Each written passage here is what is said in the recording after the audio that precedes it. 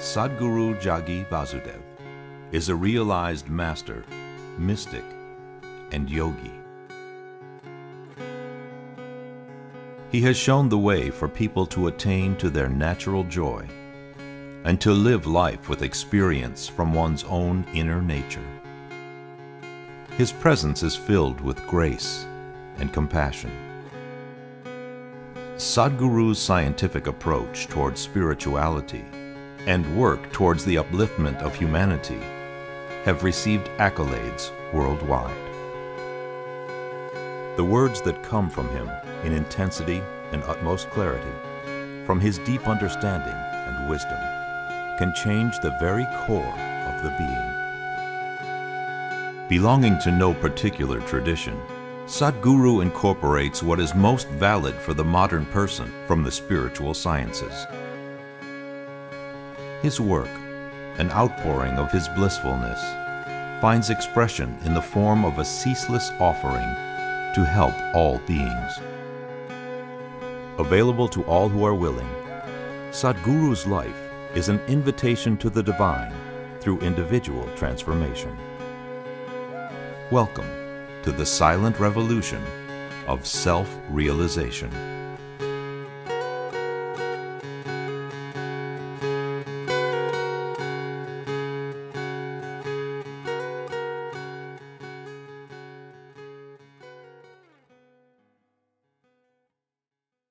Jananam sukadham maranam karunam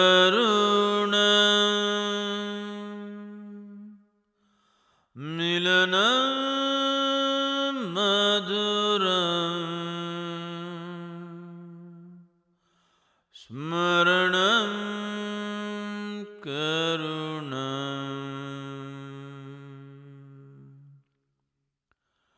Jananam sukadham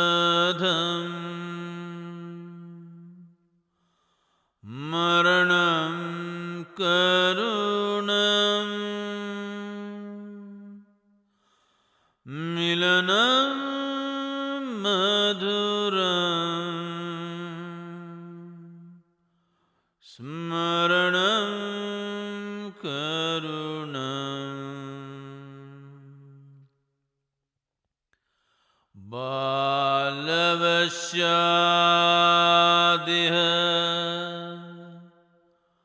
sakalam karunam samayadhipate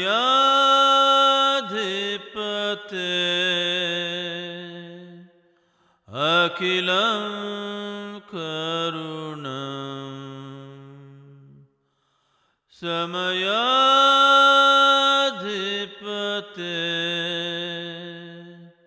akilam karunam.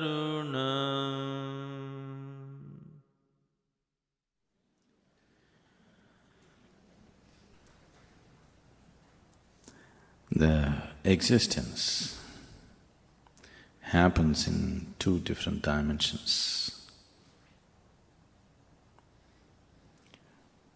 One is the non-dual oneness of the existence on one level, and the many manifestations of the dual. All the manifestations, the various types of manifestations that you see as life today, fundamentally rooted in the duality. Because there is two, there is many. If there was one, there would have been only one. When I say two, the duality is like light and darkness, male and female, life and death. Because the two is there, all the games are happening. If there was only one, there wouldn't be any game. There would be just existence. The many manifestations, as I said, are fundamentally rooted in the duality. Once duality comes, sex comes. When I say sex, probably in most people's mind, the man is thinking of a woman, the woman is thinking of a man. It's not like that. The birds are blooming, it is sex. Because what you call as sex is, the duality is trying to meet. And in the process of the duality meeting, there are also certain functions that the nature wants to fulfill, like procreation and survival of that species. Always the duality is trying to meet, because what was one has manifested itself as two. Now there is a longing to become one all the time. This longing to become one finds expression in many ways. When you're young and your intelligence is hijacked by your hormones, sex will be the way, physical sex will be the way. When you become middle-aged, when your intelligence is hijacked by your emotion, then love is the way.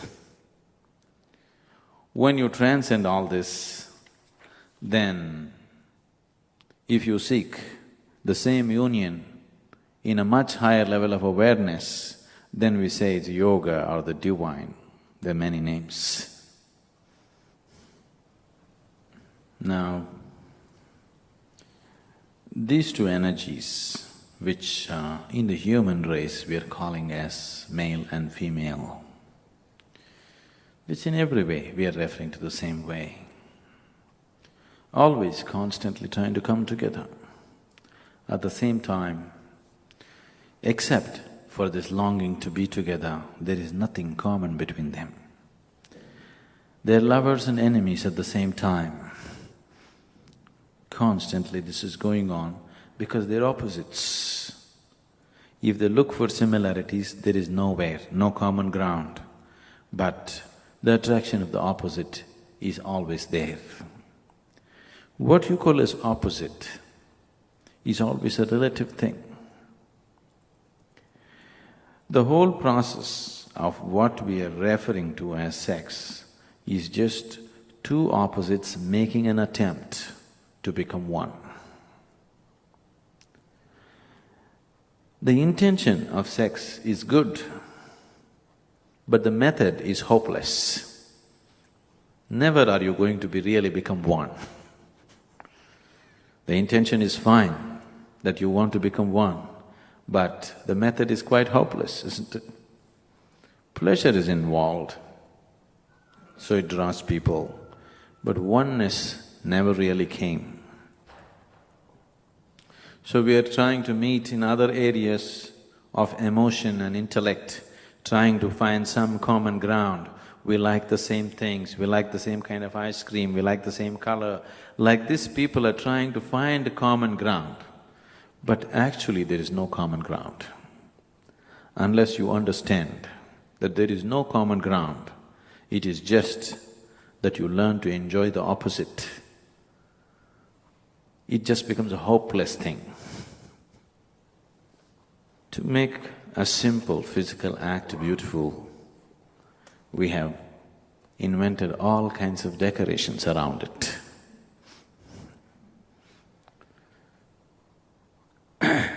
Without those decorations, most people would be unwilling to get into this physical act.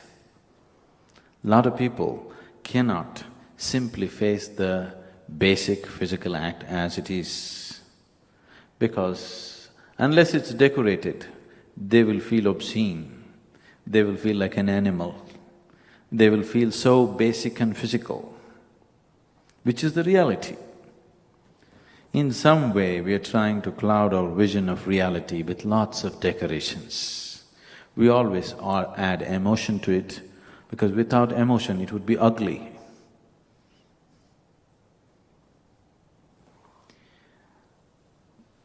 Today in the modern world,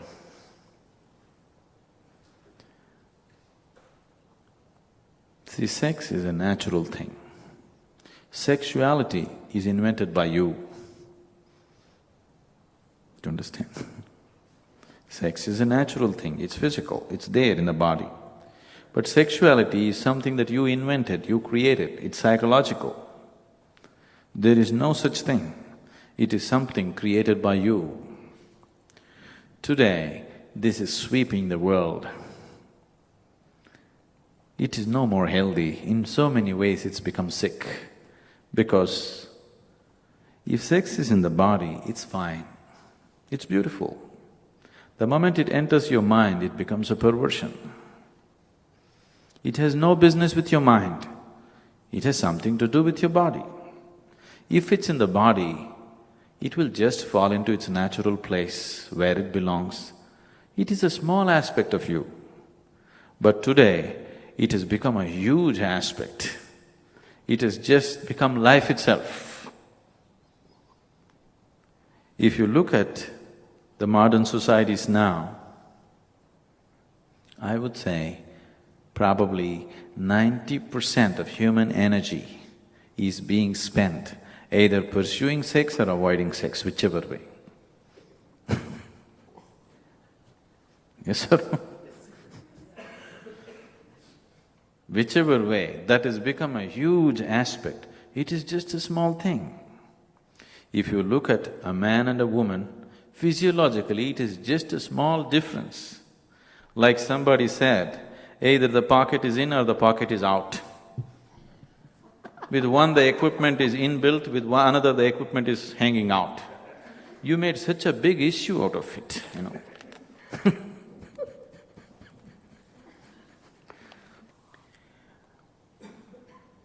This simple physical process, we are trying to make it so many things which it is not. It is just nature's strict to reproduce. Because if this attraction was not there, you wouldn't reproduce. The species would end right now. But now we made such a distinction between man and woman as if they are two separate species. We are going about treating everything, man and woman separately, as if they are two separate species, they are not the same species. No other creature on the planet has this kind of problem with their sex as man has, isn't it? When they have it in their body, they have it, otherwise they're free from it. But with humans, it is on their mind all the time, endlessly. One big reason why this has happened is, somewhere in the past, especially your religions, especially in the West, it is not so much in the East. Especially in the West, your religions went about denying a simple physical process to such an extent that they even have to make it so ugly that they could not accept the simple biology of a human being. See, religion means liberation, isn't it? Yes? Religion means freedom. How can there be liberation, how can there be freedom when you cannot even accept the biology of a human being? They could not even accept the simple biology of a human being. So we went on saying that instead of looking beyond the limitations of the biological process, we tried to deny the biological process. We went about saying, if somebody is holy, if somebody is really sacred, he cannot be born out of it, he is born without it. Now, once you do not accept the simple biological processes, that is where the bondage began. That is where in so many ways, once you could not accept the simple biological differences between a man and a woman, and what happens, that is where the whole exploitation of the woman started. If we had no problem with our biology, then we would not make a distinction between who is who. Everybody would be known for what they're worth, isn't it? Now, whether somebody was born to a virgin or a prostitute, what's your problem? What the man is worth is all that it matters, isn't it? So whether somebody is a man or woman, what's your problem? What that person is worth, that's all that should matter to you. Only because you could not accept the simple biological processes, that's where the distinction, that's where all the exploitation started. And unfortunately, these few religions always denied simple biology of life. You don't have to make the biology sacred, nor do you have to make it filthy. It is simply there, it's life. It is through that that you exist. It is neither filthy nor is it sacred, it's just life. If you know how to live it, without decorating it or without making it ugly, it has a beauty of its own. Now, the biological process which you're referring to as sex is simply, fundamentally, it's reproductive. But if there was no sexual difference, if there was no sexual attraction between man and woman, I want you to know this, by now man would have killed all the women on the planet. Not one would have existed, they would be extinct by now. Only because there is a deep need, he's kept her alive. The physical strength of the man gives him the power to physically destroy the woman. If he had no need, he would have destroyed her long ago. Yes or no? Definitely it would have happened. Only because there is a deep need within him. Even though, see, anything that is physically weaker than him, he's gone about destroying, isn't it? Yes or no? Anything that is physically weaker than him, he's gone about destroying. The same would have happened to the woman, only because there is a need, the survival has happened. Now, this need between the sexes, this need between the two biological entities of the same species is fine as a survival process. But if you're seeking anything beyond survival, it'll never be enough. Even people who are into this process, or even though this process is active in people in different levels, without the decorations of emotion, they were not willing to go through it. If you discover in a certain relationship, a sex-based relationship, now unfortunately in the Western countries, it has happened this way. If you utter the word relationship, they'd simply think it has to be sex-based. Yes? Nothing else is a relationship. Only man, woman or whatever, some sex-based relationship is the only relationship. This is unfortunate. This has happened because your identification with the body has become so strong. As you get more and more identified with the body, sex or sexuality becomes more and more important. As you become less and less identified with the body, you will see the sex recedes. You see in your own societies, somebody becomes very intellectually active, he becomes identified with his intellectual process. Do you see the need for sex recedes in that man? Somebody who is physically identified with his body, in him the needs are very heavy. It's always so. Where you're identified, it is through that everything functions in you. So, in any relationship, sex-based relationship, if you discover one day that actually in the other person there is no emotion, it is simply physical, suddenly you feel that you're being used. Yes, is it so? After all, it is sex, it is physical. That's all it can be. But without the decorations of emotion, you will feel that it's not good enough, it's an abuse. In sex-based relationships, what is usually passing off as love is just a mutual benefit scheme. You give me this, I'll give you that. If you don't give me that, I won't give you this. It's like this. One day, Shankaran Pillai went to the park. Shankaran Pillai means, it's a common name in India. Went to the park. There on one of the stone benches, a pretty woman was sitting. He also went and settled down on the same bench. After a few minutes, he moved closer. She moved little away. Again he moved closer. She moved little away. Again he moved closer. She moved little away. Now she's at the end of the bench. The only choice she has is either she has to get up and go or she has to do something else. Again he moved closer. Now she pushed him away. Shankaran Pillai waited for a few moments. It was evening, sun was setting. You know, when the sun is setting, the twilight, those are the times you can say things and make people believe. Yes. When the sun is up there, nobody's going to believe you.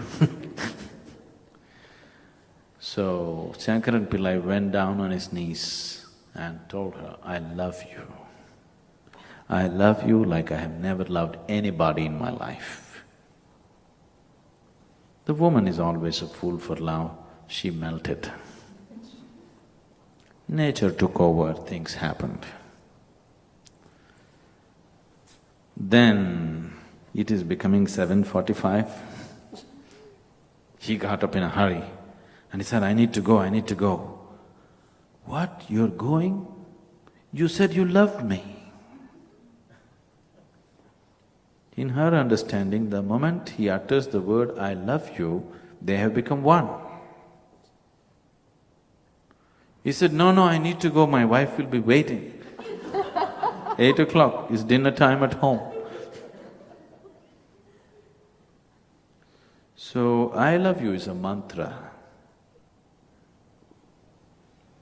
When a person transcends the limitations of his duality, the struggle of the duality is gone in him. Only then the divine manifests itself. What you're referring to as the divine, it's a much abused word, I know. But what you're referring to as the divine, if there is something divine, where should it be? Or where can it be? It's a question. I just want to help you to look at things, not just, I'm not propounding any theory or philosophy. I know so many philosophies are being propounded just to support people's sexuality. I don't see why you need a philosophy to have sex. It's just biology. You don't need a philosophy, isn't it? But people are always propounding philosophies to have sex.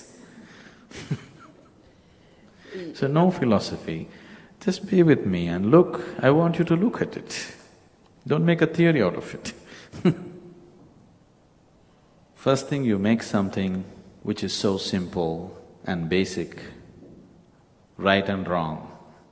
Then you want to find a philosophy to subvert the wrong and still have it. It's unnecessary, all these complications.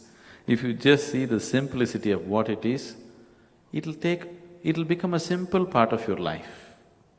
If you make it complex, it becomes an unnecessarily large part of your life, Now, if there is divine, where can it be?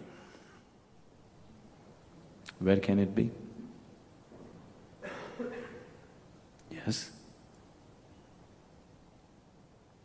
If there is something that you can refer to as the divine, it has to be everywhere, isn't it? If it's just within you or just within me or just in my temple and just in your temple, it's no good, isn't it? If there is something that you can refer to as divine, it has to be everywhere.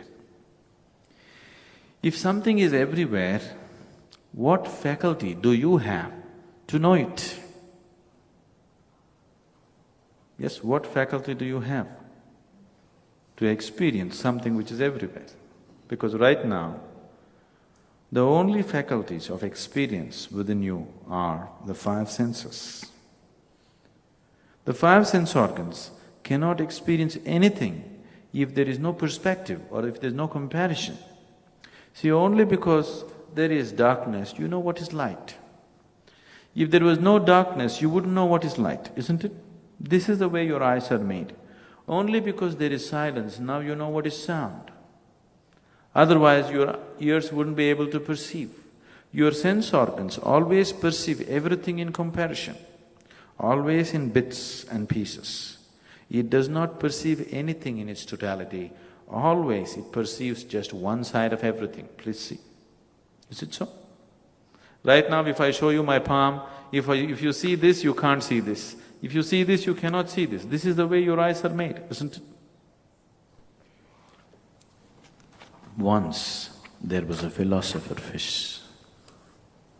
What a fish, a philosopher? Yes. Is there anybody who is not a philosopher? Everybody has a philosophy for whatever they're doing, isn't it? If you want, you just go to the drunkard on the street, ask him, why are you drinking like this? He has a solid philosophy as to why he is drinking. Yes, sir? You stop a thief and ask him, why are you a thief? He's got a solid philosophy as to why he's a thief. You go and ask a sex maniac why he's like that, he's got a solid philosophy too. For whatever nonsense that anybody is doing, they have the support of a philosophy of their own. Without a philosophy, you cannot continue to do stupid things all your life. Your intelligence will not allow you to do it. If you have a philosophy, you can go on doing the same thing every day, not thinking about anything. Especially if you get God's stamp on your philosophy, you don't have to turn back and look, you can just go on doing the same stupid things endlessly. Yes? Yes or no? The moment you get God's stamp on your philosophy, you are through. You don't have to use your intelligence anymore. You don't have to wonder what nonsense are you doing with your life. You are just clear. Do you see the clarity on such people's faces? This is so with anybody. It doesn't matter which religion, which nonsense you belong to. The moment you get God's stamp on what you believe in, that's it. You don't have to apply your intelligence and see what are you doing with life. You can just go on. So even a fish, a philosopher. One day this philosopher fish is in great misery, sitting in one corner and thinking badly.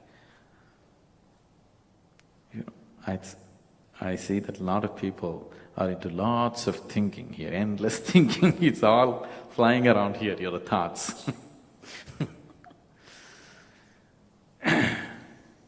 So into deep thinking and misery. Another fish came by and he asked, "Oh philosopher, why are you so miserable? What has happened to you?" He said, "Oh no, I'm in deep trouble." "What's the trouble?" He said, "Wherever I go, people are talking about the ocean. I wanted to see this ocean, so I went every which way I could go, but I don't see the ocean. Where is it? Everybody's talking about it." Now the problem is he is in the ocean, he is part of the ocean, he is ocean in so many ways. Now no way to perceive it. If you were outside, you could see this is the ocean, this is not. But when you're in it, you don't know how. Right now, the same situation is with the divine.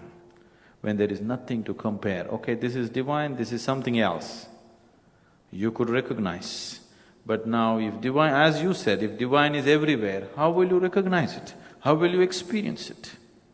Because the only way you can experience life right now is through five sense organs. Yes, is it so? So that which is everywhere, how to experience that, how to know that? Within the limitations of the five sense organs, there is no possibility.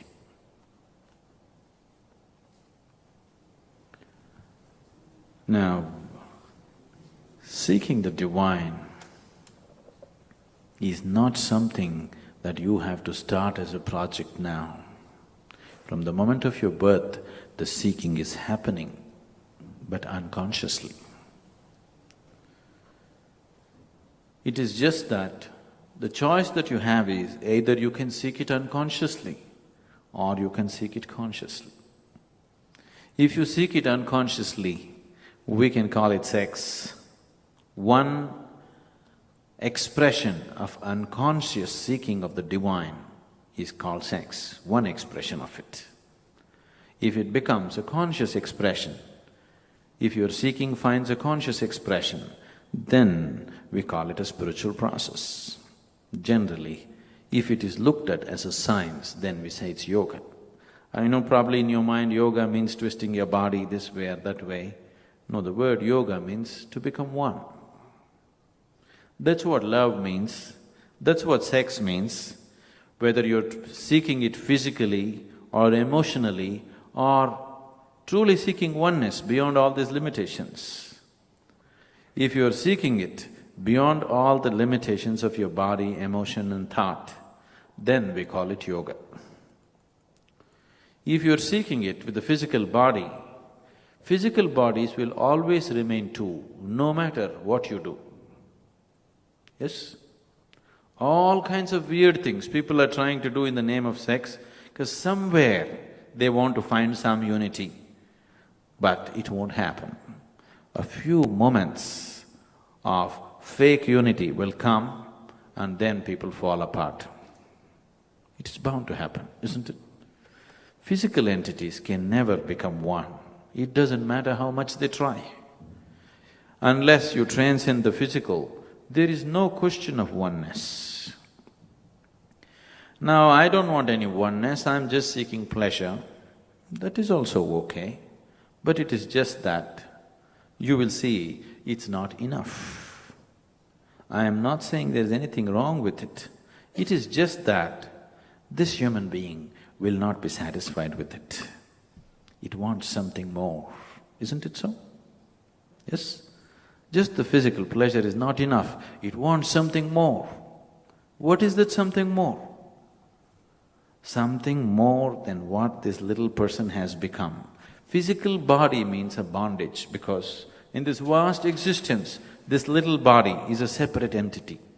If you're identified only with this little body, then there is a sense of insecurity, there's a sense of feeling lost. I would say at least 60% of the sex in the world is happening out of insecurity and nothing else. Not out of love, not out of anything else, not even for pleasure. It is insecurity. Two bodies coming together feels little secure for at least a few moments.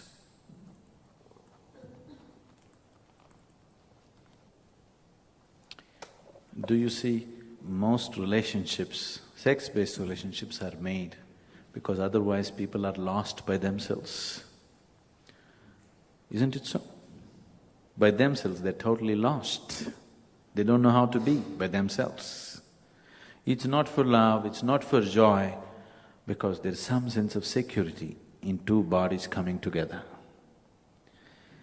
One thing I see is, see, with all the affluence, for example, here on the streets, what I'm seeing is, with all this affluence, with all the comfort that has come to the Western societies compared to other parts of the world, you see so much more insecurity on people's faces than anywhere else in the world. This is the reality. If you have not travelled around, this is actually the reality. Here on the streets of a metropolis like Paris, you see so much more insecurity on people's faces than a beggar on the street in the Eastern countries. It is so. This has happened simply because slowly the cultures took on too much of physical identity, too much identified with their own physical body. The more and more you get identified with your physical body, the more and more insecure you become, because this body is never safe. Next moment, it may be anything, isn't it? Once your identification is limited to the physical body, then insecurity is the natural way. And naturally the need for sex will increase dramatically when people are insecure. Now, seeking a spiritual process does not mean going to the temple, does not mean believing what your father said, does not mean believing what your priest said, does not mean believing what your book said, whatever the so-called sacred books of the world. It simply means that you are seeking tools to go beyond the limitations of five sense perceptions and experience something more than the physical. That's what spiritual process means. You are my perfect mirror, you show me what I'm not. In the endless pit of what once was me, layer and layer you peel off me. The pain it is, but the joy it brings. So thank you for showing me what I'm not, for showing me what I could be.